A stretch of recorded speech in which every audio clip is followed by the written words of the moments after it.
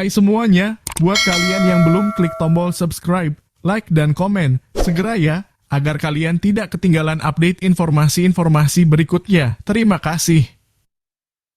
Sahabat Profitku, salam cuan sebelumnya, dan perkenalkan saya Brian, staf dari channel Saham Profitku. Ayo kita raih cuan bersama dengan mengaktifkan subscribe dan membunyikan loncengnya. Di video kali ini kita akan membahas emiten PT Industri Jamu dan Farmasi Sido Muncul Tbk. Kami membahasnya menggunakan pendekatan fundamental perusahaan, bagaimana kinerja kemampuan perusahaan di dalam menghasilkan laba, berapa besar laba yang bisa dihasilkan, berapa besar biaya operasional perusahaan tersebut, dan berapa besar rasio aset terhadap hutang, berapa besar rasio modal terhadap hutang. Channel ini sangat cocok bagi pemula dan bagi investor yang mengedepankan fundamental perusahaan. Dan bersama dengan Anda kita masuk dalam pembahasan emiten PT Industri Jamu dan Farmasi Sido Muncul Tbk. Nah, di depan Anda adalah emiten PT Industri Jamu dan Farmasi Sido Muncul Tbk, tanggal listing 18 Desember 2013. Harga price sebesar 580 per lembar. Jumlah saham 1,5 miliar lembar. Nilai IPO 879 miliar rupiah. Sejarah dividen emiten ini sebanyak 15 kali, terakhir terjadi di tanggal 31 Oktober 2023, dan Anda bisa melihat besaran dividen beserta harga close saat kumdet dividen yield dan lengkap dengan persentase dividen yield. Rumus dividen yield adalah membagi nilai dividen dengan harga penutupan saat kumdet dan dikali 100. Dan sejarah stock split emiten ini baru satu kali. Terakhir terjadi di tanggal 11 September 2020 dengan rasio 1:2, diartikan lot sebelumnya satu lot akan menjadi 2 lot baru. Nah, mari kita masuk ke inti pembahasan fundamental emiten PT Industri Jamu dan Farmasi Sido Muncul Tbk. Anda bisa mempause video ini dan mengulang sampai Anda mendapat pemahaman utuh tentang fundamental. Poin intinya adalah tentang berapa besar kemampuan perusahaan di dalam menghasilkan laba, berapa besar biaya yang ditimbulkan dan berapa besar modal yang dimiliki dan berapa besar komponen hutang perusahaan. Nah, pada kolom sumber pendapatan atas penjualan tahun 2023 sebesar 3,57 triliun. Terjadi penurunan sebesar 7,76% dibanding 2022 sebesar 3,87 triliun. Sementara pendapatan atas penjualan secara kuartal Q4 sebesar 1,2 triliun. Terjadi kenaikan sebesar 70,18% dibanding kuartal Q3 sebesar 707,5 miliar. Kami hanya menampilkan 2 periode terakhir, silahkan Anda melanjutkan analisa besaran pendapatan atas penjualan berserta persentasi naik atau turunnya dari periode ke periode. Sedangkan pada harga pokok termasuk biaya operasional tahun 2023 sebesar 2,35 triliun. Terjadi penurunan biaya sebesar 4,04% dibanding 2022 sebesar 2,44 triliun. Selanjutnya harga pokok termasuk biaya operasional secara kuartal Q4 sebesar 739,97 miliar. Terjadi kenaikan biaya sebesar 39,49% dibanding kuartal Q3 sebesar 530,47 miliar. Sekali lagi kami hanya menampilkan 2 periode terakhir, silahkan Anda melanjutkan analisa besaran harga pokok termasuk biaya operasional berserta persentasi naik atau turunnya dari periode ke periode. Sedangkan pendapatan bersih tahun 2023 sebesar 950,6 miliar, terjadi penurunan sebesar 13,89% dibanding 2022 sebesar 1,1 triliun.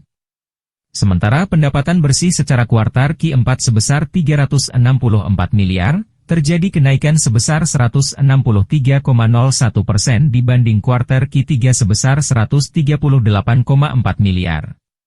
Silahkan Anda melanjutkan analisa besaran pendapatan atas penjualan berserta persentasi naik atau turunnya dari periode ke periode, sementara pada gross profit margin tahun 2023 sebesar 56,61%.